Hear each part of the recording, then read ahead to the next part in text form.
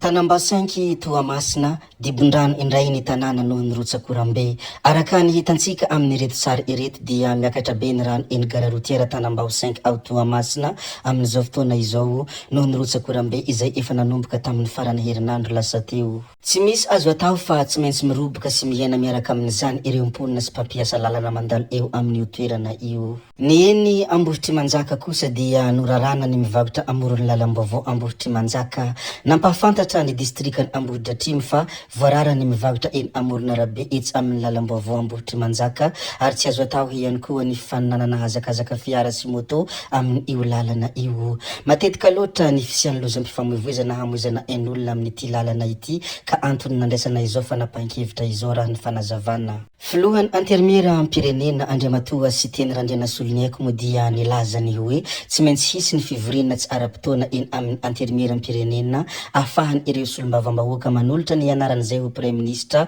araka ny voafangitry ny lalam-panorenana hoy ny filohan'ny antermiera am-pirenena Andriamatoa sy teny Randriana Soloniaiko. Efa misy ny vondrona parlementaire maro anisa eny amin'ny antermiera am-pirenena ka izy ireo no hanolotra ny anaran'ny Premier Ministra. Nilaza ihany koa ity Andriamatoa ity ny hoe betsaka ny andraikitra tsy maintsy hoviteny filohan'ny fanavozana ao anatin'ny 420 volana ka tsy maintsy mametraka olona afaka manatanteraka ireo fitakina rehetra izay natao teny ankianja ny filohan'ny fanavozana hoy ny filohan'ny antermiera am-pirenena sy teny Randriana Soloniaiko. Ndeha mo arantsika kely ny antsipiriany mikasika an'izay mba ahafantarantsika bebe kokoa ny hafatra izay nambarany Andriamatoa filohan'ny antermiera am-pirenena.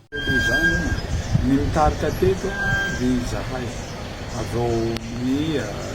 raha jerenao ny firafitsy ny inona moa ty firafitsy ny borao maharitra mazava ho azy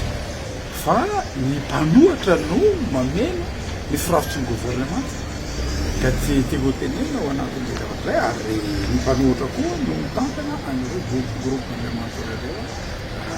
zay no zava-misy ataon'ny firenena ka tsy hitako hoe inona ny olana an'izany.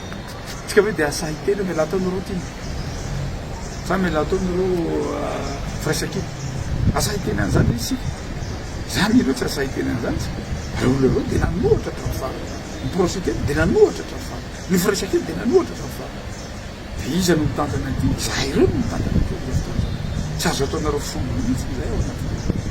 Ny zavatra misongadina any ivelany kosa dia ny fanan'ny mpitondra Guinéanina ny antoko mpanohitra matanjaka ny fanan'ny Mamadi filohan'ny Guinée ny antoko politika miisa 7 tany an-toerana ny farany herinandro lasa teo. Anisan'izany ireo antoko mpanohitra lehibe 3 araka ny didy dia very avy hatrany ny sata ara-dalàna any ireo antoko ireo ary voarara ny hetsika politika ataony nakatona ihany koa ny fohibeny izy ireo nogiazana ny fananany ireo antoko politika ireo. Raha tsy ahivina moa ny zavanisy dia ny taona 2024 ny filoha Guinéanina no mitondra tao aorian'ny fanonganam-panjakana izay nataony. Ho faramparanansika tanteraka moa ity video anankiraha ity ry tompoko vavy sy tompoko lahy koa dia ny amaramparanansika azy moa dia izara kely ity sariny Andriamatoa ministry ny fanajariana ny tany sy ny raharahany tany ity tsy iza moa izany fa General Lilson René de Roland. Ity Andriamatoa General ity moa dia anisan'ny general izay tena manana ny mahizy azy tamin'izany fotoana izany ary mbola manana mahizy azy mandraka ankehitriny tsy agitra kazarena ity sary mahafinaritra ity.